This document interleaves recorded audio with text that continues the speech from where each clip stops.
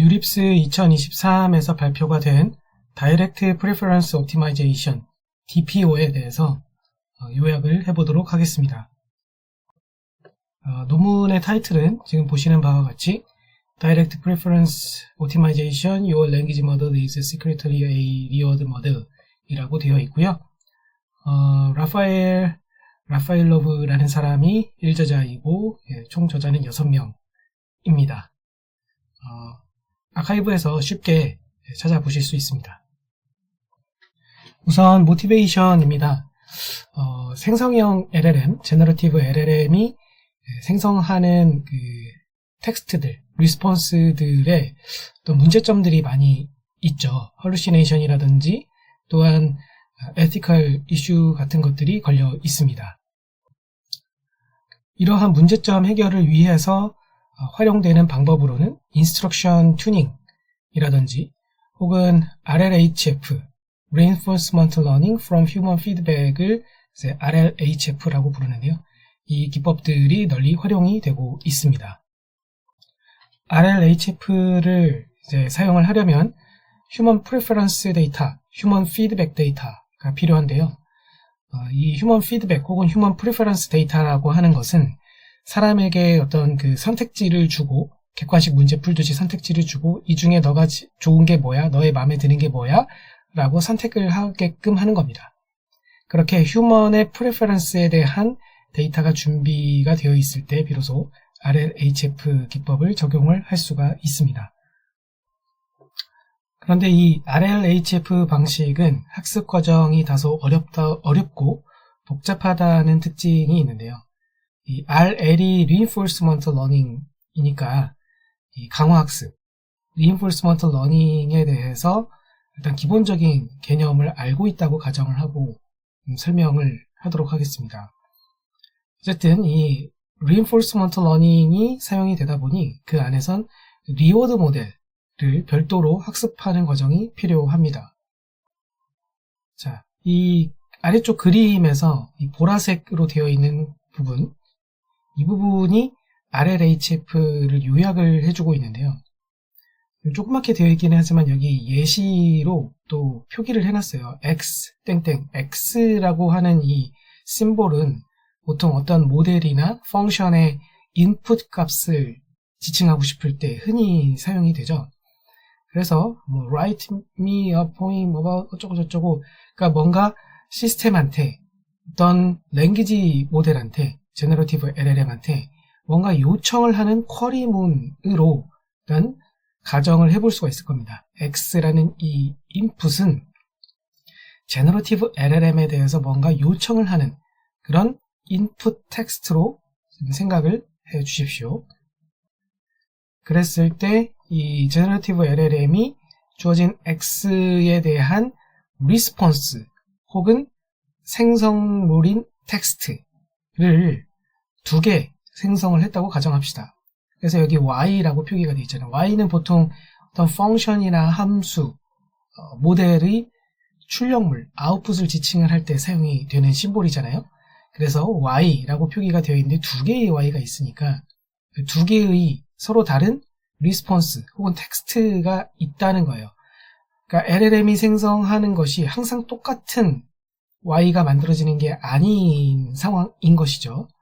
그래서 어쨌든 똑같은 입력에 대해서 두 가지 서로 다른 아웃풋이 지금 있는 것인데 이 두 가지의 아웃풋들 중에서 휴먼은 어떤 것이 정말로 이 주어진 X에 대해서 더 적절한 아웃풋이라고 생각하는지를 응답을 하도록 하는 거예요. 그게 휴먼 피드백이잖아요. 휴먼 프리퍼런스. 그래서 이때 이 두 개의 Y 중에서 사람의 선택을 받은 놈, 즉 사람에게 있어서 프리퍼런스 쪽으로 더 합당하다고 평가를 받은 것, 그게 YW라고 지칭이 되어 있고 그렇게 선택받지 못한 것은 YL이라고 표기를 해주고 있는 겁니다. 여기서 YW의 W는 win이라는 영어 단어, 이기다, 승리하다, win의 앞글자를 딴 걸로 볼 수가 있을 거고요. YL에서의 L은 lose, 그러니까 졌다, 패배하다, 뭐 그런 뜻의 영어 단어 앞글자를 딴 것으로 볼 수가 있겠죠. 그래서 사람에게 젖지를 맡겼더니, 사람에게 프리퍼런스를 수집하도록 이렇게 맡겼더니 왼쪽 게 사람의 선택을 받았으니까 이겼고 오른쪽 거는 졌다. 뭐 그런 의미로 보면 될 것 같습니다. 가운데 있는 표기, 이것도 왼쪽 게 이겼다라는 그 표기로 지금 보시면 될 것 같고요. 자, 어쨌든지 간에 이렇게 프리퍼런스 데이터가 준비가 되어 있을 때 이 데이터를 사용을 해서 리워드 모델을 맥시멈 라이클리후드 기반으로 해서 학습을 할 수가 있습니다. 이 리워드 모델은 결국에는 주어진 X가 있고, 그리고 이 X로부터 생성되어져야 하는 리스폰스 두 개가 있을 때 이 두 개 중에서 어떤 것이 더 사람이 좋아할 만한 것 같은지를 맞춰주는 그런 그 모델이 되어야 하거든요. 그래서 이제 이 리워드 모델의 이 리워드 보상이 결국에는 사람이 더 좋아할 만한 것을 주었을 때 더 높은 보상을 줄 수 있도록 그렇게 학습이 되어져야만 할 것입니다. 그리고 이 리워드 모델에 적용할 수 있는 것은 당연히 이러한 데이터로부터 학습이 가능한 어떤 형태의 알고리즘이나 구조이든 적용이 가능할 거예요. 아무튼 이렇게 준비가 이제 리워드 모델이 준비가 되었다고 가정을 했을 때 이 리워드 모델을 사용해서 팔러시 네트워크, LM 팔러시라고 되어 있는데 랭귀지 모델이에요. 랭귀지 모델, 제너레이티브 LLM. 제너레이티브 모델 LLM의 팔러시를 reinforcement learning 기법을 통해서 학습을 하겠다. 리워드 모델이 있으니까 이거를 사용해가지고 이 LM이 생성한 어떤 그 결과값들에 대하여서 리워드를 주고, 그리고 그것을 받아서 얘가 또 학습이 이루어지고, 그렇게 해서 또 학습이 된 상태에서 어떤 또 새로운 컴프레션을 만들어주고, sample compressions라고 지금 표기가 되어 있는데 이게 주어진 어떤 임의의 인풋 값 X에 대해서 리스폰스들을 생성해내는 작업을 여기서 컴프레션, 완성을 시킨다. 뭐 그렇게 표현을 하고 있는 거예요. 그래서 어떤 Y 값들의 생성을 샘플링 하는 거죠. 생성을 해내는 거죠. 그것을 sample compressions라고 지칭하고 있는 것이고, 그렇게 해서 그걸 이제 리워드 모델한테 주면 또 그거는 얘가 판단을 해주겠죠. 이거는 얼마나 사람이 좋아할 것 같은지에 대해서 판단을 해서 리워드를, 점수를 또 줄 겁니다. 그래서 그걸 바탕으로 해서 LM 팔러시가 계속 학습이 되고 또 샘플을 해주고 또 학습이 되고 샘플을 해주고 이게 반복적으로 일어나게 되는 것입니다. 자, 그런데 이렇게 다소 복잡해 보이는 투 스텝으로 나눠서 실행이 되고 있는 RLHF의 복잡한 이 과정을 줄여볼 수는 없을까? 라는 것입니다. 그래서 DPO 알고리즘은 이 리워드 모델을 만드는 과정을 없애버리고, 그래서 직접 LM 팔러시를 프레퍼런스 데이터를 사용을 해서 맥시멈 라이클리후드 기반으로 학습을 가능하게 합니다. 그런데 이 과정에서 이제 리워드 모델이 원래 그 RLHF가 리워드 모델을 괜히 쓴 건 아니거든요. 이제 다 이유가 있는데, 근데 이 리워드 모델을 중간에 그냥 없애버리게 되면 그럼 어떤 문제가 생기지는 않을까. 물론 그런 우려가 있을 겁니다. 그래서 DPO 알고리즘에서는 이 파이널 LM을 만드는 그 과정에서 잠시 뒤에 디테일한 메소드를 보시면 아시겠지만 리워드에 대한 에스티메이트를 하는 과정이 그 안에 포함이 되어 있어요. 그래서 이 DPO 알고리즘은 굉장히 탄탄한 수학적 백그라운드 위에서 기존의 RLHF에서의 투스텝으로 구성되어 있었던 다소 복잡한 학습 과정을 한 방으로 해결할 수 있도록 잘 설계된 방식이다 라고 볼 수 있을 것 같습니다. Problem Solution Contribution 정리해 보겠습니다. Problem은 RLHF의 복잡한 투스텝 학습 과정을 줄여보자 라고 할 수 있겠고요. 솔루션으로 제시되는 DPO 알고리즘은 기존의 RL 기반의 오브젝티브를 비교적 단순화된 바이너리 크로스 엔트로피 기반의 오브젝티브로 대체 가능함을 수학적으로 수식을 통해서 증명을 해줍니다. 그리고 컨트리뷰션을 이렇게 정리할 수 있을 것 같아요. LLM을 튜닝하기 위한 RLHF의 새로운 대안으로서 DPO를 새롭게 제시했다는 것. 일단 이거 자체가 아주 강력한 컨트리뷰션이고요. 이를 위해서 RLHF를 통해 얻는 결과와 DPO를 통해서 얻는 결과가 동일하게 될 것임을 수학적으로 증명을 해주게 됩니다. 그리고 이것을 또 실험을 통해서 그 효과를 증명을 해주고 있습니다. 메소드입니다. DPO 알고리즘에 대해서 한 장의 슬라이드로 좀 압축을 해 보았습니다. 그러다 보니 다소 복잡스럽게 보이는 면이 있기는 하지만 차근차근 이제 보다 보면은 수식 레벨로 해가지고 일단 그 개념 위주로 해서 수식이 전개가 되는 그 내용을 다 보지는 않을 거예요. 수식에 대한 구체적인 전개는 어차피 해당 논문의 어펜딕스 부분에 보시면 자세히 나와 있습니다. 자, 아무튼 제일 위부터 해서 화살표가 아래쪽으로 흘러가는 걸 보실 수가 있고 화면 가운데 세로선이 쭉 보이시죠? 그러니까 이게 이 세로선이 왜 있는 거냐면 이 선을 기준으로 해서 왼쪽 부분은 기존의 RLHF를 나타내고요. 오른쪽은 DPO 알고리즘을 나타냅니다. 그래서 RLHF와 DPO가 사실 그 윗부분, 첫 부분은 공유를 하고 있는 거예요. 어디까지를 공유하고 있는 것이냐면 SFT라고 불리우는 Supervised Fine Tuning 과정과 그리고 Preference Sampling, Preference 데이터를 이제 얻어내는 과정까지는 동일하게 수행이 되는 것이고 그 이후부터가 달라지게 되는 것입니다. 즉, 일단 분명히 알고 넘어가셔야 하는 것은 뭐냐면 DPO 알고리즘이 대체하는 것은 리워드 러닝을 하는 부분, 리워드 모델링을 하는 부분과 리인포스먼트 러닝, RL 파트예요. 이 부분을 단순화시켜서 한 방에 가능하게 하겠다라는 것이지 슈퍼바이즈드 파인 튜닝이나 프레퍼런스 데이터를 준비하는 과정은 동일하게 필요합니다. 자, 그럼 맨 위에부터 차근차근 보도록 하겠습니다. 일단 이 파이라고 하는 것은 파운데이션 LLM, 임의의 파운데이션 LLM을 지칭하는 것으로 생각해 주시면 되겠습니다. 자, 이게 있을 때 요놈에 대하여서 임의의 그 하이 퀄리티 프롬프트 리스폰스 페어에 해당되는 어떤 데이터가 있다고 가정하는 거예요. 그럼 이 데이터를 사용을 해서 슈퍼바이즈드 파인 튜닝 과정을 거치게 됩니다. 그렇게 하게 되면 그 파인 튜닝 과정을 거친 슈퍼바이즈드 파인 튜닝 과정을 거친 LLM 모델을 지칭하는 것으로 파이 SFT라고 표기하고 있습니다. 자, 그 다음으로는 Preference Sampling 과정인데요. 이 Preference Sampling 과정에서는 먼저 Response Pair Generation을 해야만 합니다.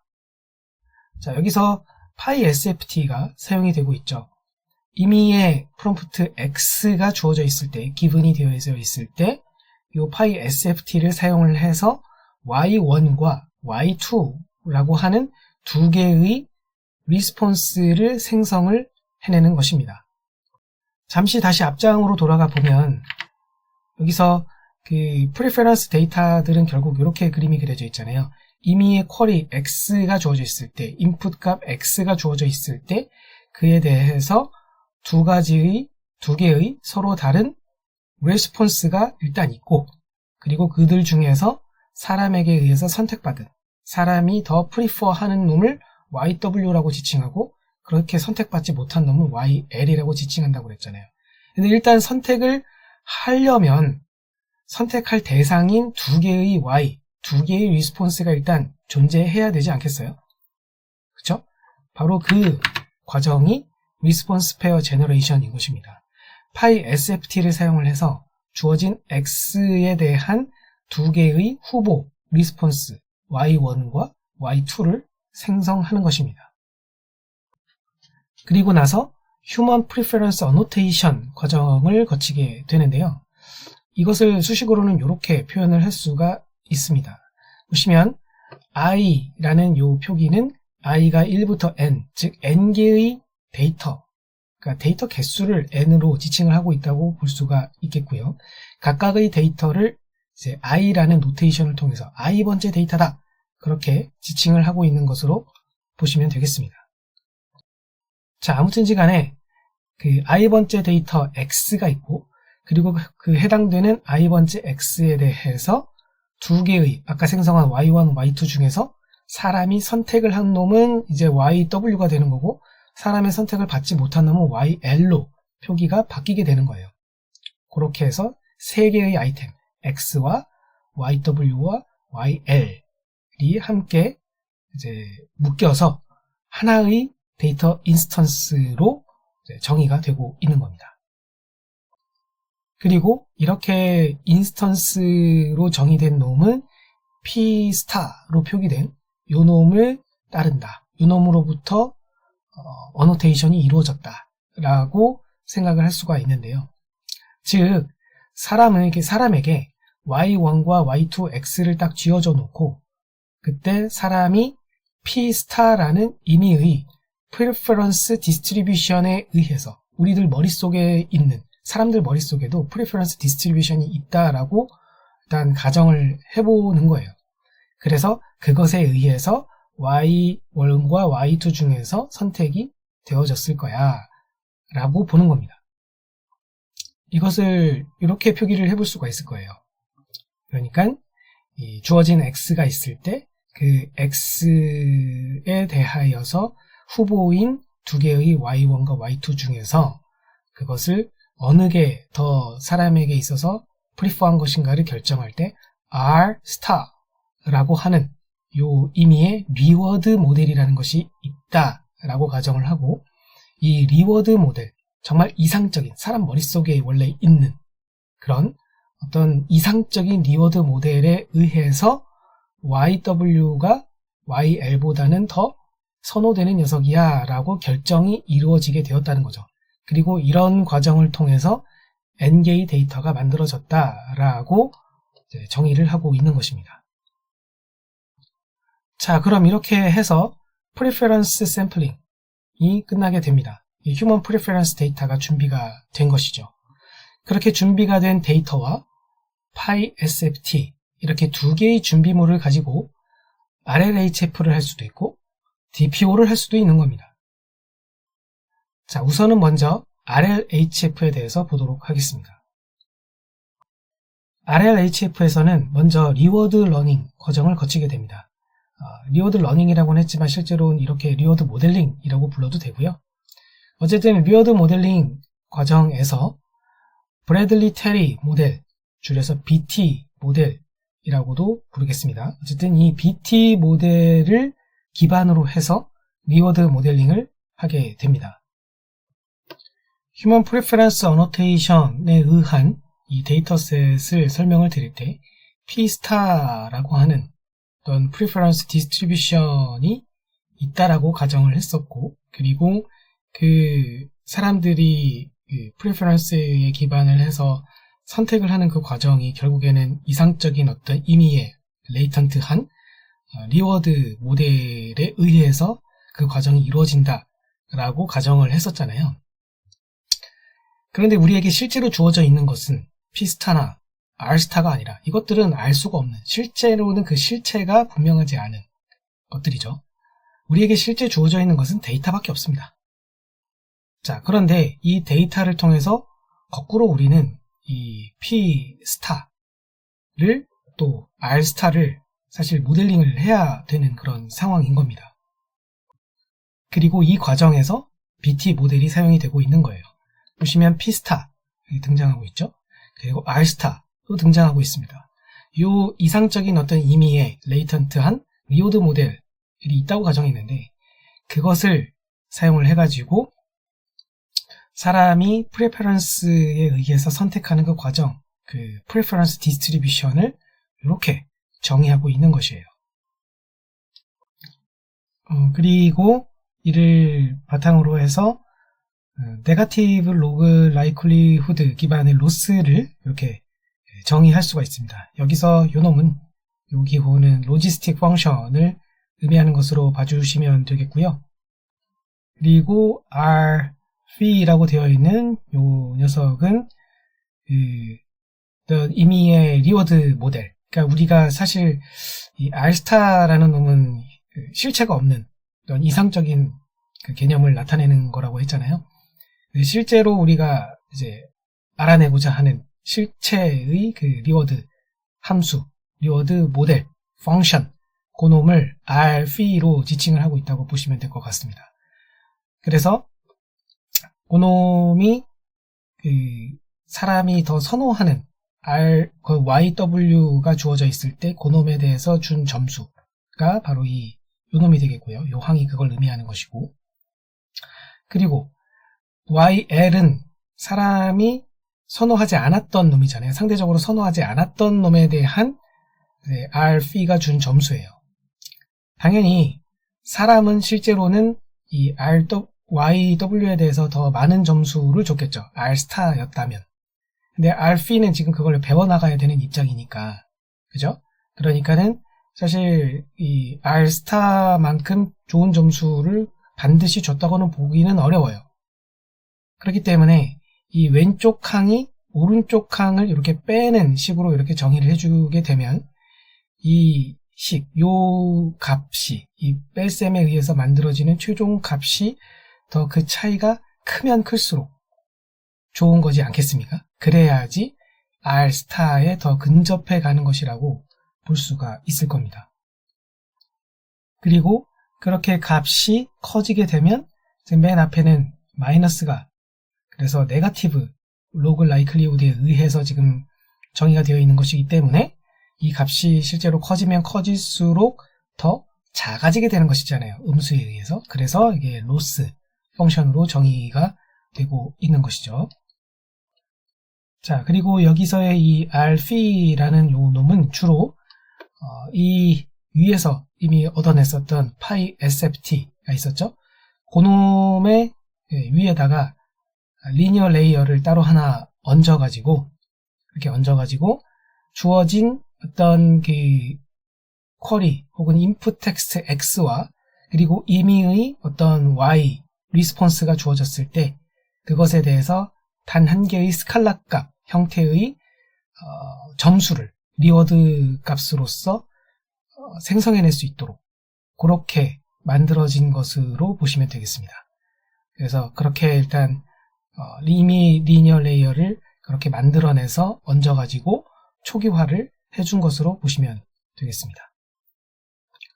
자, 그러면 결국에는 이렇게 정의된 로스 펑션을 사용을 함으로써 Rphi를 얻어낼 수가 있겠죠. 리워드 펑션을 학습을 해낼 수 있을 겁니다. 이렇게 해서 얻어낸 리워드 모델이 주어져 있을 때 아래쪽에 있는 RL 옵티마이제이션 혹은 RL 파인 튜닝 과정을 밟게 됩니다. 자, 여기 오브젝티브 펑션이 정의가 되어 있는데요. 이 오브젝티브 펑션은 보시면 제가 여기 작게 써놨는데 constrained reward maximization 이다 라고 제가 써놨어요. 그러니까 리워드를 최대화하게끔 하겠다는 것인데 정말로 그러한지 보겠습니다. 보시면 Rphi가 여기 있습니다. 리워드 모델에 의해서 뭔가 값이 나오도록 하고 있어요. 주의할 점은 이미 위에서 리워드 러닝 과정을 통해서 리워드 모델 Rphi는 이미 얻어냈어요. 그러니까 요 놈은 고정되어 있는 거예요. 이제 이 RL 옵티마이제이션 과정에서는 Rphi가 변하는 게 아닙니다. 요 놈은 고정되어 있어요. 그러니까 요 놈은 어차피 주어진 X와 리스폰스 Y가 있을 때 요 놈에 대해서 한 개의 스칼라 값을 얻어내도록 그렇게 리니어 레이어 얹어서 만든다고 했잖아요. 그러니까 Rphi가 그렇게 임의의 한 개의 스칼라 값 형태의 리워드 값을 만들어내는데 그렇게 만들어내는 값이 최대가 되도록 최대가 될 수 있도록 그렇게 정의가 되어 있으니까. 그렇기 때문에 리워드 맥시마이제이션 형태의 오브젝티브 펑션 맞습니다. 그런데 constrained라는 표현을 제가 또 써놨는데요. 그 constrained가 왜 붙은 것이냐면 바로 이 뒤쪽에 있는 KL divergence에 의해서 표현되어 있는 요 텀 때문입니다. KL divergence 텀을 조금 더 자세히 뜯어보면 파이 theta라고 되어 있는 게 있고, 파이 ref는 reference라는 영어 단어의 앞글자를 딴 것으로 보시면 됩니다. 파이 ref라고 하는 게 있습니다. 즉 이것이 의미하는 게 뭡니까? 파이 theta와 파이 ref가 달라지면 달라질수록 이 다이버전스 텀은 더 커지는 거 아닐까요? 그쵸?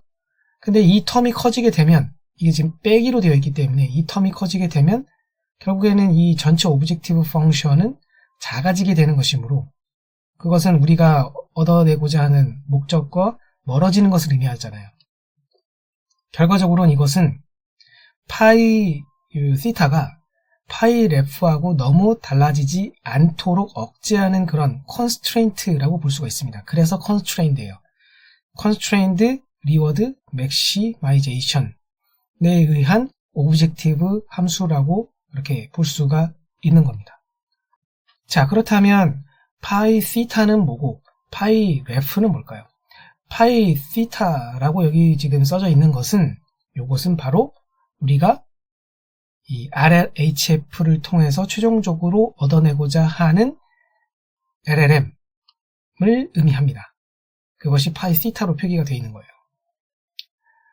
자, 지금 여기서 약간 헷갈리실 수가 있어요. 파이라고 노테이션 되는 게 너무 많다 보니까. 자, 다시 한번 정리해 봅시다. 처음에 일단 파운데이션 LLM을 파이라고 지칭을 했어요. 그러니까 파이라고 일단 붙어있는 놈들은 다 그 LLM 모델을 지칭하는 것으로 봐주시면 됩니다. 그런데 어떤 학습 과정을 거쳐서 나온 놈인가를 지칭할 때 지금 이렇게 추가로 뭔가 인디케이션 하는 용어들이 붙고 있는 거예요.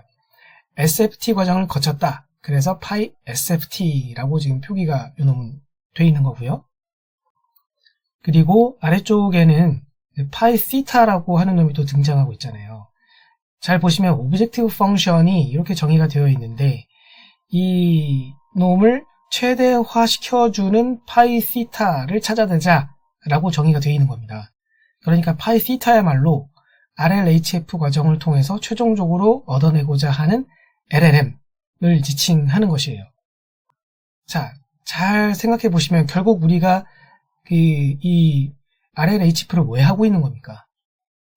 사실 이 SFT까지만 잘 거쳐도, 만약 이 하이 퀄러티 프롬프트 리스폰스 페어가 완벽하기만 해도, 그리고 이게 데이터가 충분히 많기만 해도 굳이 RLHF를 할 필요가 없을지도 몰라요.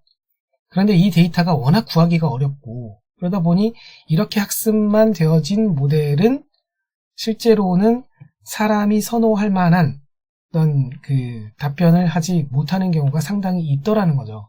그래서 RLHF를 하는 거지 않습니까? 그리고 그 과정에서 RLHF 같은 경우에는 일단 2스텝으로 해서, 첫 번째 스텝은 리워드 모델링을 하는 거고요. 휴먼 프리퍼런스 데이터도 얻는 게 쉽진 않으니까 이 데이터를 사용해서 일단 리워드 모델이라는 거를 만들어내고, 그런 다음에 그거를 사용해가지고 이미 데이터들에 대하여서 이 리워드 모델을 정답이라고 가정한 채로 학습이 이루어지고 있는 거예요. 그런데 리워드 모델에서 주는 점수를 따르면서 이 점수를 최대화시킬 수 있는 방향으로 학습이 이루어지다 보니 너무 이 리워드 모델을 또 맹신하면 안 되잖아요. 그러다 보니 그렇게 따라가다가 보면 결국에는 원래 LLM이 갖고 있었던 장점을 잃어버릴 수도 있다. 초심을 잃어버릴 수도 있다. 그래서 여기 파이 REF라고 되어 있는 요 놈이 의미하는 것은 어떤 해당되는 내가 지켰으면 하는 장점을 충분히 가지고 있었던 LLM, 레퍼런스 LLM을 지칭을 하는 것이에요. 그리고 프랙티컬하게는 당연히 이 파이 REF가 보통은 파이 SFT로 이렇게 세팅이 될 겁니다. 즉 위에서 이미 만들어냈었던 파이 SFT를 파이 REF 용도로, 파이 레퍼런스 용도로 사용을 한다는 얘기예요. 결국엔 뭡니까?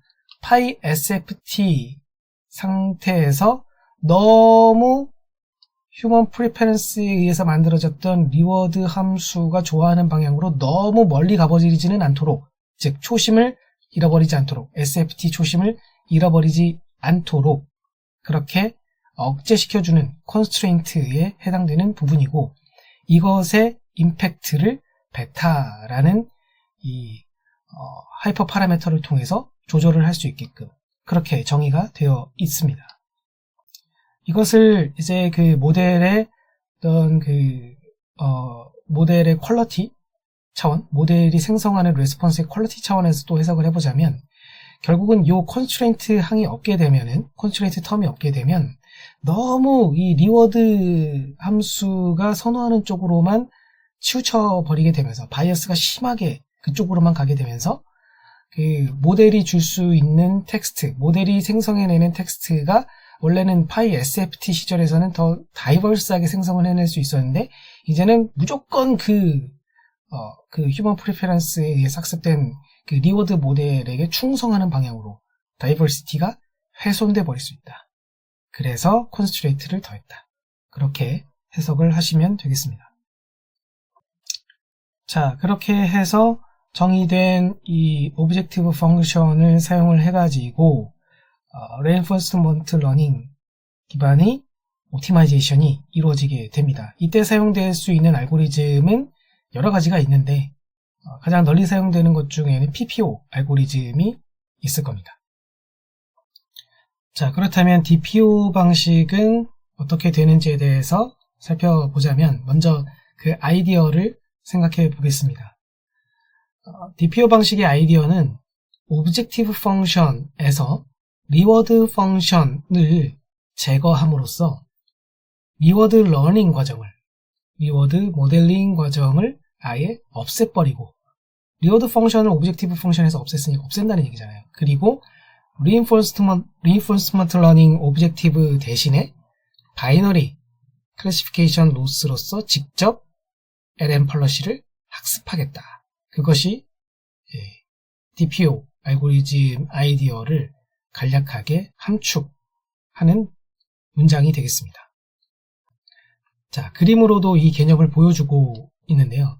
일단 매핑을 해주고 있어요. 어디에서 어디로 매핑을 해주는 것이냐면 기존의 원래 그 리워드 펑션에 의해서 먼저 그 로스가 정의가 되고 그리고 그 리워드 펑션을 사용해가지고 LM-를 학습하겠다는 거였잖아요. 그런데 리워드 펑션과 LM-를 매핑을 해줘가지고 이 사이를 매핑을 해줘서 결국에는 LM-에 대한 로스로 문제를 탈바꿈시키게 되는 거예요. 자, 그 과정이 어떻게 되는지 이 아래쪽에 포뮬레이션에 정리가 되어 있습니다. 우선 그 RL 옵티마이제이션 과정에서의 오브젝티브 펑션이 있었죠. 이것을 이제 다시 그 폼을 바꿔보면 이렇게 나오게 됩니다. 이것은 그 옵티말 솔루션, 그러니까 이 오브젝티브 펑션에 대한 옵티말 솔루션인 파이에 대해서 다시 그 폼을 바꿔본 형태라고 할 수가 있겠습니다. 이렇게 수식을 변환하는 이 과정에 대한 자세한 내용은 해당 논문의 어펜딕스를 참고해 주시면 되겠고요. 여기서 주의하실 것은 여기 그 리워드가 그냥 R이라고만 표기가 되어 있잖아요. 이게 어떤 걸 지금 강조하려고 그냥 R이라고만 표기를 한 거냐면 이 RLHF, 기존의 RLHF에서의 리워드는 어떤 이상적인 리워드 모델 R스타와 그리고 이제 P스타가 있고 그리고 그것에 대해서 따로 리워드 모델링 과정을 통해서 얻은 Rp가 정의가 되어 있었죠. 근데 이 Rp를 사용을 하지는 않는 것이기 때문에 더 이상 우리는 이 리워드 모델링을 안 하겠다는 거잖아요. 그러니까 이 임의의 일반적인 어떤 리워드 모델을 지칭하고 있는 거예요. 그래서 이 Rp를 사용을 해서 오브젝티브 펑션이 정의된 것은 맞지만 이것을 최대화시켜주는 임의의 어떤 파이, 그 LLM 파이를 이렇게 정의를 할 때, 옵티멀 솔루션으로서의 파이를 정의를 할 때에는 이 R을 어떤 특정 리워드 모델링에 의해 결과적으로 얻어진 학습이 완료된 Rp를 지칭하는 게 아니라 임의의 일반화된 R, 리워드 펑션 R이라고 표기를 하고 있는 것입니다. 자, 그렇게 해서 어쨌든 이렇게 정의가 되어 있고요. 근데 여기서 문제가 되는 게 바로 이 Z, 이 분모 부분에 해당되는 파트죠. 항상 이런 수식 전개를 하다 보면 분모 부분이 문제가 돼요. 인트랙터블 하죠. 딱 봐도. 전체 가능한 모든 리스폰스에 대해서 다 더하라는 얘기인데 현실적으로 이거는 불가능하죠. 일단 일반화되어 있고요. 리워드가. 그리고 그렇게 해서 만들어지는 모든 또 이 Y에 대해서 어떻게 다 더할 수 있겠습니까? 심지어 이 R이 이미 학습이 완료된 리워드 모델링에서 완료된 것을 가정한다 할지라도, 물론 그것은 이 DPO의 취지에 맞지는 않지만 그것을 가정한다 할지라도 그것은 인터랙터블 해요. 어쨌든 이 G텀이 문제가 되고 있기는 하지만 어쨌든 이 텀 이렇게 이제 리폼이 가능하다는 거, 이 옵티멀 솔루션에 대해서 이렇게 그 리폼형 한 형태로 정의를 해 본 셈이고요. 이것을 다시 그 형태를 바꿔보게 되면은 이렇게 R에 대해서 리워드에 대한 그 형으로 바꿔볼 수가 있습니다.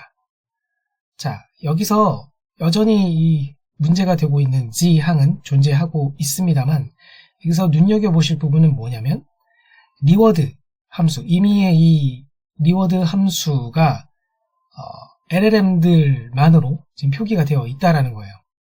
PyR, 우리가 얻고자 하는 어떤 이상적인 옵티멀 솔루션 R과 그리고 레퍼런스 파이만으로 리워드 모델이 이제 정의가 된 셈입니다. 자, 이 형태는 옵티멀 솔루션에 대해서 그 정의된 수식을 리폼한 형태이니까 요것을 앞서 그 리워드 모델링 때 정의했었던 요 수식, 이상적인 R 스타, P 스타에 대해서 정의했던 이 BT 모델에 대한 수식에 적용을 해볼 수가 있습니다. 요 리워드 모델 R을 여기다가 적용을 해본다는 거죠. 그렇게 하게 되면은 요 아래쪽에 나와 있는 수식처럼 얻어낼 수가 있어요. P 스타에 대하여서 이제 다시 이렇게 정리를 해볼 수가 있다는 겁니다. 자, 그런데요, 이렇게 얻어내는 이 과정에서 재미있는 점은 문제가 되었었던 이 G 텀이 이제 약분되어 가지고 사라진다는 점이에요. 문제가 되는 텀 싹 사라졌고, 그리고 이상적인 그 파이 스타가 지금 여기 파이 스타라고 표기가 되었죠. 지금 옵티멀한 어떤 파이를, 옵티멀 솔루션 상에서의 파이를 지금 가정하고 있고, 그것을 여기서 파이 스타라고 표기하고 있습니다. 어떤 이상적인 그 파이 스타가 있고 파이 레퍼런스가 있고요. 결과적으로는 원래는 리워드 모델에 기반해서 리워드 펑션에 기반해 가지고 정의가 되어 있어 있는데, 이제는 리워드는 온데간데 없고 LLM들만으로 구성이 되어 있는 걸 알 수가 있어요. 파이들만으로 구성이 되어 있는 것이죠. 자, 이쯤 되면 이제 기본 아이디어에서 얘기하는 게 무엇인지 감이 더 많이 오실 겁니다. 원래는 리워드 펑션에 기반을 해가지고 로스가 정의가 되어 있었고, 이제는 리워드 펑션을 lm 팔러시에 대하여서 매핑해 줌으로써, 자, 지금 따라온 이 수식대로 가다 보니 어느새 리워드 펑션은 온데간데 없습니다. 이제는 LLM들만, 랭귀지 모델 팔러시들만 존재하고 있죠.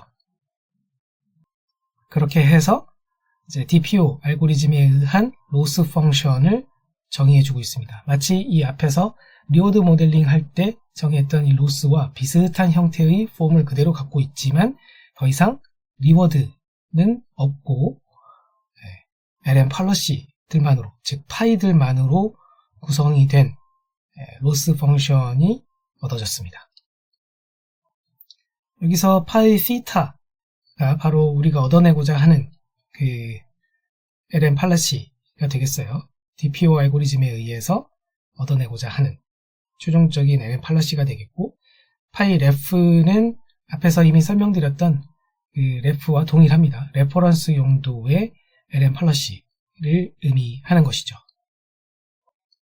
자, 그래서 결국에는 이 DPO 포뮬레이션에 의해서 나온 로스 펑션을 좀 더 뜯어보자면, 이 텀, 이 파이 시타와 파이 레프로 이루어진 이 텀이 두 개가 있잖아요. 이 왼쪽 텀은 그 YW에 대한 텀이라고 할 수 있고, 오른쪽 텀은 YL에 대한 텀이라고 볼 수가 있으며, 분자 부분에는 다 우리가 얻어내고자 하는 파이 시타로 이루어져 있고 분모 부분은 파이 레퍼런스로 이루어져 있는 것을 알 수가 있습니다. 이 수식을 얻어내는 과정에서 지나갔었던 이 식을 잠깐 다시 보면 리워드에 대해서 파이만으로 그러니까 ln 팔러시들만으로 정의를 해주고 있잖아요. 그런데 이 모양새가 보면은 이미 어떤 그 레스폰스 y에 대한 어떤 확률값으로 이걸 볼 수가 있는데 이 파이 r 그리고 분모 부분은 파이 랩라고 되어 있고 이 모양이 이 마지막에 얻어낸 로스 펑션에서의 텀들과 유사하지 않습니까? 결국엔 이게 이 리워드에 대한 에스티메이트로서 볼 수가 있는 거예요. 리워드 값에 대한 어떤 추정치로 볼 수가 있고 이 추정치가 만약에 잘 맞아떨어지지 않게 되면 그것은 로스 값을 더 크게 만드는 그런 결과를 낳게 될 겁니다. 다시 말해서 이 YL에 대한 리워드 에스티메이트이 더 커져버리게 되면 왼쪽에 있는 YW에 대한 에스티메이트 값에 비해서 오른쪽에 더 커져버리게 되면 그게 바로 리워드 에스티메이트이 잘못되었다는 의미잖아요. 그렇게 되면 오른쪽 항이 더 커지게 되면 결국에는 로스 값이 더 안 좋아지는 거니까 커지게 되는 거니까 그렇기 때문에 그렇게 되지 않는 방향으로 즉 YW에 대한 리워드 에스티메이트이 더 커질 수 있는 방향으로 학습이 이루어지게 될 겁니다. 이렇게 DPO 알고리즘에 대한 로스 펑션을 데리베이션 하기까지의 모든 그 디테일한 과정과 그리고 수학적인 디테일한 설명은 논문에서 내용을 참고하시면 좋을 것 같습니다. 특히 어펜딕스 상에서 수식 전개에 대한 내용을 많이 담고 있으니까 참고하시면 되겠습니다. 자, 그러면 이 DPO 알고리즘이 허깅 페이스의 TRL이라는 라이브러리 상에서 제공이 되고 있는데요. 정확하게는 지금 이 URL에서 그 코드 위치를 보여주고 있고요. dpo trainer.py라는 파일의 내용 일부를 가져와 보았습니다. 이 dpo loss라는 함수 내용인데요. 방금 전까지 봤었던 그 dpo loss 함수를 화면 오른쪽 상단에 그대로 일단 가져와 보았습니다. 여기서 리워드 에스티메이트 했던 부분들, 분자 부분을 여기선 A, 분모 부분을 C, 그리고 오른쪽 거에서 분자를 B, 분모 부분을 D라고 일단 표기를 붙여보면 DPO 로스를 계산을 할 때 매개 변수로 4개의 값들을 받고 있는데 그것에 대해서 설명이 이렇게 써져 있거든요. 팔러시 초즌 log ps, 팔러시 리젝티드 log ps, 레퍼런스 초즌 log ps, 레퍼런스 리젝티드 log ps 뭐라고 적혀 있는데요. 이게 다 순서대로 A, B, C, D를 지칭을 하는 것입니다. 자, 그렇다면 이렇게 전달된 A, B, C, D를 가지고 어떻게 구현이 되어 있는지를 보도록 합시다. 제일 처음에 하는 게 뭡니까? A에서 B를 빼고 있습니다. 자, A에서 B를 빼고 있어요. 이렇게 빼고 있는 거 맞죠? 빼고 있습니다. 자, 그리고 그 다음엔 if, else 이렇게 되어 있는데 이게 레퍼런스 없이 할 거냐, 레퍼런스 사용할 거냐 그런 말입니다. 우리는 레퍼런스 모델 있는 상황을 가정을 해보도록 하겠습니다. 그래서 else 땡땡 부분을 보시면 되겠고요. 그러면 ref log ratios라고는 놈은 어떻게 정의가 되어 있는 것입니까? C에서 D를 빼고 있습니다. C에서 D를 빼는 식으로 그렇게 구현이 되어 있습니다. 자, 그런 다음에 화면 맨 아래쪽에 logit라고 한 다음에 뭐라고 구현이 되어 있어요?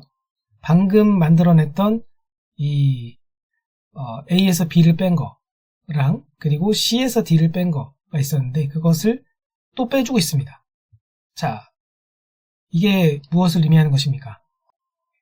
화면 하단에 좀 적어 보았는데요. 결국에는 이 logit는 pi log ratios 빼기 ref log ratios라고 하는 것은 A 빼기 B에서 C 빼기 D를 뺀 거라고 볼 수가 있거든요. 근데 이걸 다시 쓰면 A 빼기 C에서 B 빼기 D를 뺀 거라고 볼 수 있을 겁니다. 그리고 이것은 DPO의 로스에서 정의되어 있는 것을 의미한다는 것을 알 수가 있습니다. 자, 그럼 지금부터는 어떤 작업을 해야 되겠습니까? 이렇게 해서 얻어낸 이 로짓이라는 값에다가, 이렇게 얻어낸 로짓이라는 값에다가 이제 베타를 곱하고, 그런 다음에 로지스틱 함수를 적용한 다음에, 그리고 로가리즘을 취하면 되겠네요. 코드에서도 실제로 그렇게 구현되어 있나를 확인을 해봅시다. 코드가 살짝 복잡하게 구현이 되어 있는데, 그 이유는 로스의 종류를 선택할 수 있도록 옵션을 제공하고 있기 때문이에요. 일단 제일 기본적인 거를 보면 됩니다. 제일 위에 있는 시그모이드를 사용한 로스를 보고, 나머지는 나중에 여러분이 관심이 있으시면 따로 분석을 해보시면 될 것 같습니다. 자, 그러면 시그모이드를 사용한 로스는 어떻게 정의가 되어 있습니까? 보시면 앞에서 구한 로짓에다가 일단 베타를 곱하고 있어요. 여기까지는 좋은데, 베타를 곱한 그 결과값에다가 시그모이드를 취하고 그 다음에 로그를 취하는 그런 함수가 존재하거든요. 그래서 이 함수를 통해서 결과적으로는 이 대괄호 안에 있는 항 내용을 구한 셈입니다. 자, 여기 f.log 시그모이드 괄호 열고 self.beta 곱하기 로지츠라고 해줌으로써 요거 하나가 이 대괄호 안에 있는 내용을 다 구한 거예요. 게다가 앞에다가 마이너스까지 붙여줬으니 이제 음수, 네거티브까지 취해진 셈입니다. 자, 이렇게까지만 해 주어도 원래의 그 DPO 로스를 구한 셈인데, 여기서는 스무싱이라는 기법을 적용을 또 해주고 있어요. 그래서 레이블 스무싱이라고 하는 이 파라미터, 별도의 파라미터를 통해서 스무싱을 해주는 것이고요. 극단적으로 보자면 레이블 스무싱이 0이라고 생각해 보십시오. 그러니까 레이블 스무싱이 0에서 1 사이의 값을 가지는 건데, 이게 0이라고 생각을 하면은 1 빼기 0은 1 아닙니까? 그러면은 요 항만 살아남을 것이고 밑에 있는 항은 없어져 버리겠죠. 그것이 기본적인 DPO 알고리즘의 로스 값이 될 것입니다. 그런데 반대로 레이블 스무싱 값을 1로 주게 되면 첫 번째 항은 삭제돼서 사라질 거고 두 번째 항만 남게 될 것입니다. 자, 두 번째 항은 첫 번째 항과는 달리 로그 시그모이드 함수 안에 들어가는 값에다가 음수를 취해주고 있어요. 마이너스가 붙어 있죠. 이를 통해서 결과적으로는 휴먼 프레퍼런스 데이터에 의해서 로스에 반영이 되는 그 정도를 경감시키는 그런 효과를 낳게 됩니다. 그렇다면 왜 이런 레이블 스무싱을 적용을 하고 있는 것일까요? 휴먼 프레퍼런스 데이터에 대한 uncertainty를 반영을 하고자 한다라고 주석에는 설명이 되어 있습니다. 무슨 말이냐면 이 휴먼 프레퍼런스 데이터, 즉 YW, YL을 결정짓는 그 데이터, 요 데이터, 어노테이션 된 레이블이 사실 완벽한 게 아닐 수도 있을 겁니다. 당연히 불특정 다수에게서 모은 데이터라면 신뢰도가 상당히 떨어지겠죠. 아무래도 그런 경우에 그 uncertainty, 너가 그 데이터에 대해서 신뢰하는 정도를 레이블 스무싱이라는 숫자를 통해서 표현을 해줄 수 있다라는 얘기예요. 자, 어쨌든 레이블 스무싱이 적용되기는 했지만 이 DPO 알고리즘 로스 펑션의 그 정의대로 그대로 잘 구현이 되어 있다라고 볼 수가 있을 것 같고요. 로스뿐만이 아니라 추가적으로 초우진 리월즈와 리젝티드 리월즈라는 것을 추가로 구해서 리턴을 해주게끔 이렇게 구현이 되어 있는데요. 초우진 리월즈와 리젝티드 리월즈가 이렇게 구현이 되어 있어요. 먼저 초우진 리월즈부터 보면은 팔러시 초우진 로그 PS에서 레퍼런스 초우진 로그 PS를 빼게끔 그리고 베타를 곱해주게끔 구현이 되어 있는데요. 자, 이것은 이 DPO 로스상에서 요 첫 번째 텀을 의미하는 것이죠. 네, 앞서서 이미 이 부분은 리워드에 대한 에스티메이시라고 볼 수 있다고 말씀을 드렸습니다. 그래서 초우진 리월즈, 즉 사람에게 의해서 선택된 YW에 대한 리워드 에스티메이트를 의미하는 그런 값이라고 할 수가 있겠습니다. 그래서 초기준 리월즈를 구했고, 그럼 두 번째 항을 구한 게 리젝티드 리월즈라고 보실 수 있습니다. 지금부터는 실험 내용에 대해서 볼 것인데요. 실험 내용이 사실 좀 중구난방으로 써있는 감이 없지 않아 있습니다. 그래서 그 실험에서 수행하고 있는 세 가지 타스크가 있는데, Controlled Sentiment Generation, 그리고 Summarization, 마지막으로 Singleton Dialogue에 대한 각각의 타스크별로 하나의 표 형태로 해서 내용을 요약을 해 보았습니다. 우선 Controlled Sentiment Generation에서는 X와 Y를 이렇게 정의할 수 있어요. X, 그러니까 input이죠. input은 movie review prefix라고 할 수가 있겠고, Y는 prefix 뒤에 이어질 나머지 텍스트들, compression text라고 할 수가 있겠고요. 특별히 positive sentiment에 대한 compression text로 정의를 할 수가 있겠습니다. 이 실험을 위해서, 이 타스크를 위해서 사용한 데이터셋은 IMDb 데이터셋, 무비 리뷰 데이터셋이 되겠고요.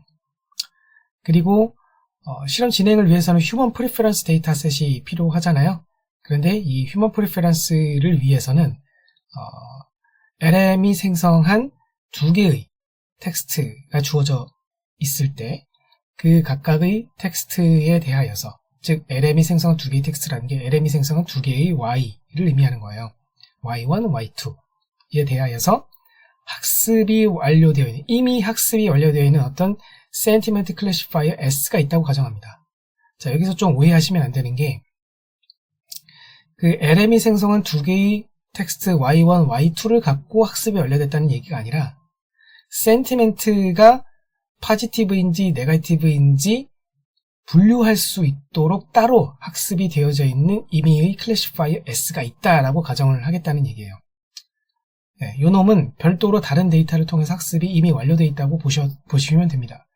그래서 그런 S를 어디다가 사용을 하겠다는 거냐면, 앞서 얘기한 그 두 개의 텍스트에다가 Y1, Y2에다가 해당하는 S 클래시파이어를 적용을 함으로써 그 텍스트들 중에서 어떤 놈이 더 포지티브해 보이는지를 얻어낼 수 있을 겁니다. 그를 기반으로 해서 프리퍼런스 레이블을 생성을 해냈습니다. 그러므로 이것은 사실 휴먼 프리퍼런스 데이터셋은 아니죠.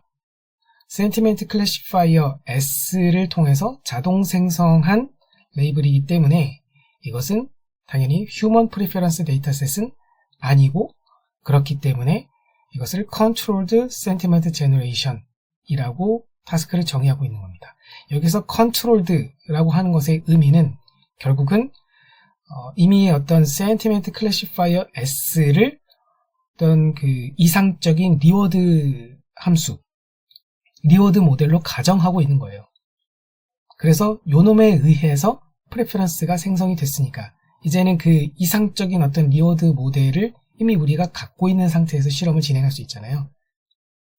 그래서 일부러 그런 상황을 말 그대로 컨트롤드 했다는 거죠. 의도했다는 거죠. 조작을 했다는 거죠. 그렇게 해서 실험이 진행이 되고 있습니다.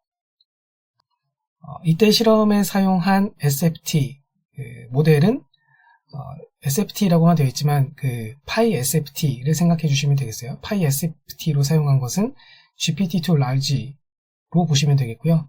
그 GPT-2 Large를 이 데이터셋, IMDb 데이터셋의 트레이닝 셋을 가지고 학습한 것을 PySFT로 활용을 했습니다. 그리고 이제 성능 측정 때, 이밸류에이션 때는 아까 말씀드린 대로 이게 컨트롤드 타스크니까 이상적인 그 리워드 모델 S가 주어져 있잖아요. 그래서 이놈을 사용을 해가지고 그 테스트 데이터셋들에 대해서 또 그 Y 생성된 제너레이션들에 대하여서 리워드 측정이 가능한 거예요. 이상적인 리워드 함수가 있으니까요. 리워드 측정이 가능하고, 그래서 리워드 값과 KL 다이버전스에 대한 컨스트레인트 간의 프론티어 플로팅을 해보았다고 합니다. 그래서 이 방식을 통해서 시각화된 그 결과물을 통해서 이밸류에이션을 할 수가 있습니다. 두 번째 타스크, Summarization 타스크에서의 X는 forum post가 되겠고 Y는 summary text가 되겠습니다. 사용한 데이터셋은 Reddit TLDR을 사용을 했고요. TLDR은 이제 Too Long Didn't Read의 줄임말이죠. 그래서 이 데이터셋, Summarization 데이터셋을 사용을 했다라고 소개하고 있고요. Human Preference 데이터셋으로는 다른 연구에서 제공하는 레이블을 사용을 했습니다. 스테이너 네롤 연구에서 생성한 데이터셋인데요. LM이 생성한 두 개의 Y1, Y2에 대하여서 Human Annotated 레이블을 구축을 한 데이터셋이 되겠습니다. PySFT로는 GPTJ를 사용을 했는데 Human Written Summary, 사람이 직접 작성한 그 summary 텍스트를 사용을 해가지고 파인 튜닝이 완료된 GPTJ를 사용을 했다라고 하고 있고요. 그리고 이밸류에이션 할 때는 젖지 모델로서 GPT-4를 사용을 합니다. GPT-4한테 물어보는 거예요. 두 개의 텍스트 서머라이제이션 중에서 어느 게 더 서머라이제이션 퀄리티가 높니? 라고 물어본다는 거예요. 그렇게 했을 때 win rate를 기반으로 이밸류에이션을 했다라고 하고요. 이때 베이스라인으로는 테스트셋에 대한 레퍼런스 썸마리라고 소개하고 있고요. 결국은 그 GPT-4한테 어떤 특정 알고리즘, 예를 들어 DPO 알고리즘을 예로 들자면 DPO 알고리즘이 생성한 레스폰스 하나 주고 그 다음에 이 베이스라인 하나 던져주고 그런 다음에 이 둘 중에 누가 더 잘한 것 같아? 라고 GPT-4한테 물어봤다는 겁니다.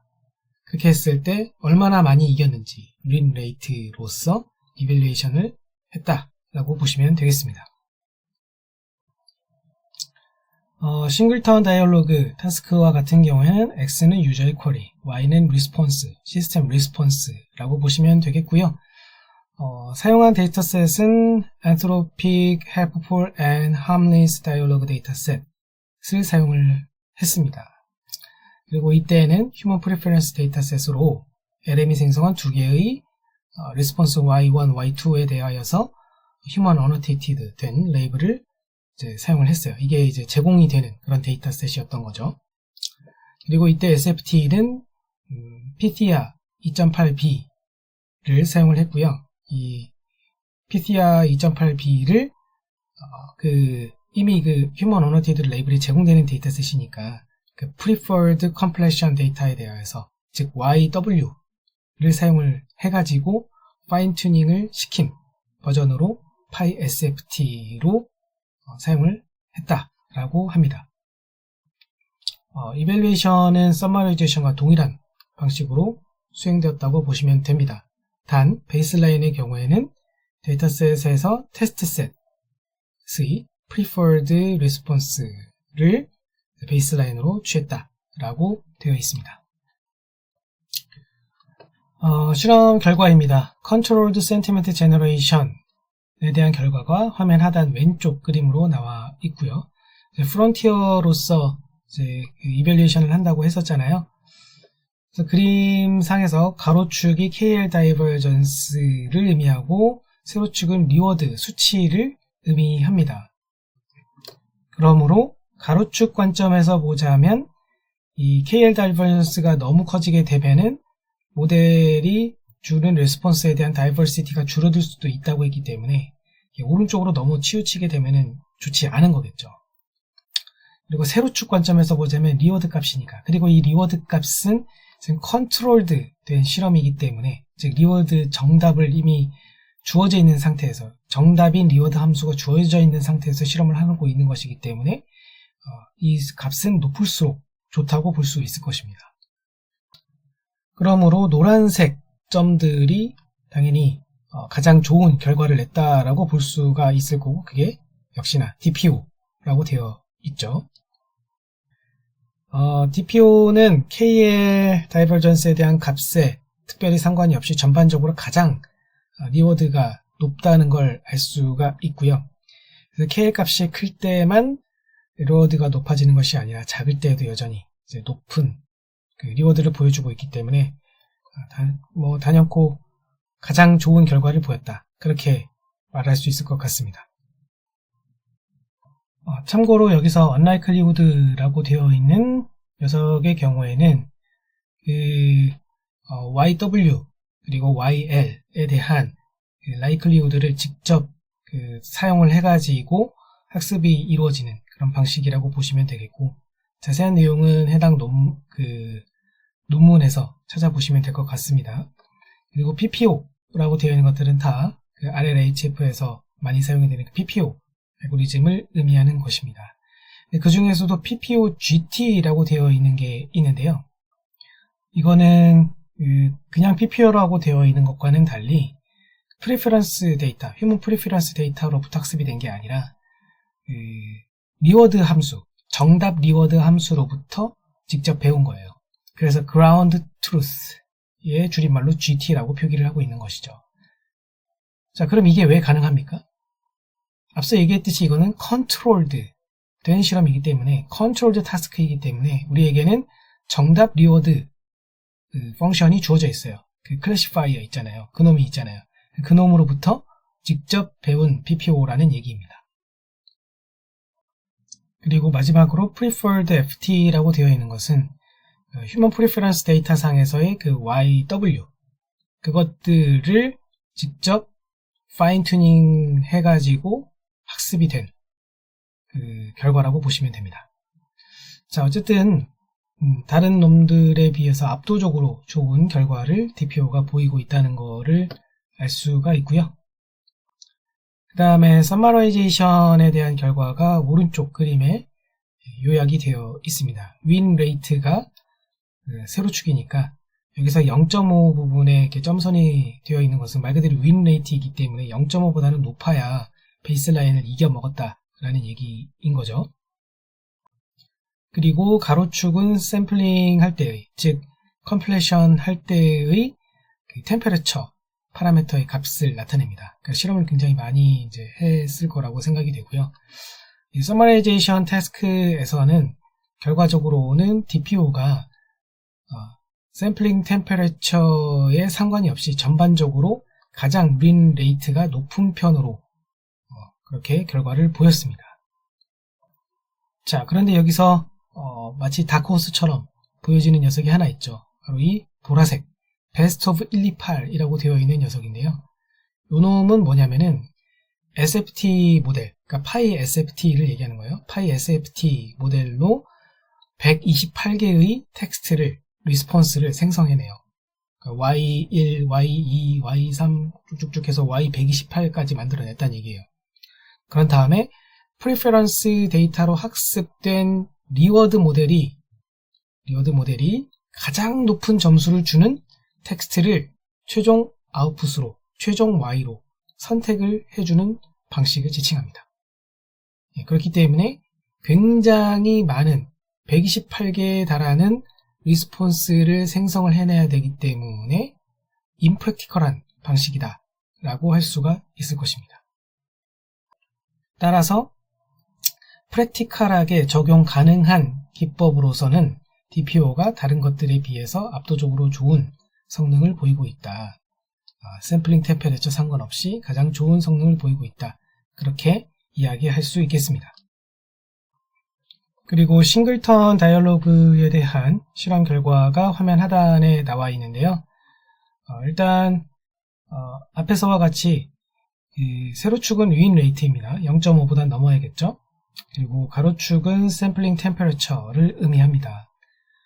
여기서 전반적으로 DPO가 높은 성능을 달성은 하고 있어요. 노란색 부분을 보시면 되는데 초록색이 굉장히 또 강력해 보이죠. 초록색은 베스트 오브 128입니다.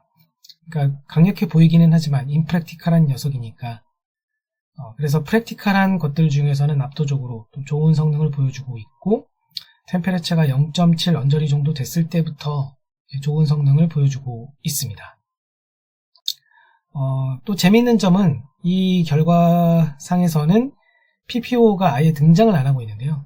너무 성능이 형편없어서 이 그림에서는 표기를 아예 안 했다라고 논문에서 이야기를 하고 있습니다.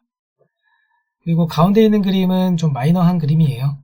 가로축은 파인튜닝 스텝, 파인튜닝 과정이 진행되어 가는 과정에서 윈레이트가 어떻게 변하는지를 다 로깅을 해서 보여주고 있는 것이고요. 이것이 의미하는 것은 파인튜닝이 진행될 때 빠른 속도로 학습이 잘 진행돼서 수렴하고 있다. 그것을 보여주기 위한 그림이라고 보시면 되겠습니다. 그리고 마지막으로 지금 그 싱글턴 다이얼로그 실험이라든지 서머라이제이션 타스크 같은 경우에는 젖지 모델인 GPT-4에 대한 의존성이 대단히 높다고 할 수 있습니다. GPT-4를 전적으로 신뢰해야 해당 윈레이트를 믿을 수 있는 거잖아요. 그래서 사람이 결국은 평가한 것은 아니기 때문에 완벽히 믿을 수가 없어서 GPT-4의 젖지에 대한 밸리데이션을 따로 수행을 해서 오른쪽 표 테이블 2에서 요약을 해주고 있습니다. 서머라이제이션 태스크에 대해서 밸리데이션을 했고요. GPT-4가 보시면 S랑 C라고 되어 있는데 S는 심플의 앞글자를 딴 것이에요. 그래서 GPT-4한테 주어진 두 개의 Y1, Y2 중에 뭐가 더 잘한 것 같아? 라고 그냥 단순하게 물어봤다는 거고요. GPT-4C라고 되어 있는 것은 C는 콘사이스의 앞글자를 딴 겁니다. 그러니까 GPT-4한테 물어볼 때 자, 주어진 Y1과 Y2 중에서 뭐가 더 간결하게 잘 요약한 것 같아? 간결하게 요약한 거를 조금 더 강조해가지고 물어봤다. 라고 해서 C라고 표기를 따로 해주고 있습니다. 아니 GPT-4면 GPT-4지 왜 S랑 C를 굳이 나눠서 실험을 했냐. 결국에는 GPT-4한테 젖지 역할을 부탁하면서 주는 프롬프트가 가지는 임팩트가 상당히 크다는 얘기예요. 왜냐하면 GPT-4가 그 길게 작성한 것을 더 선호한다는 것을 발견을 하고 이 논문의 저자들은 야 무조건 더 길게 자세하게 설명한 거를 더 잘 요약했다고 선택하지 말고 간결하게 또 잘 요약한 거를 또 찾아내도록 해봐 라는 것을 추가적으로 주문을 했다라는 얘기예요. 그게 GPT-4C인 겁니다.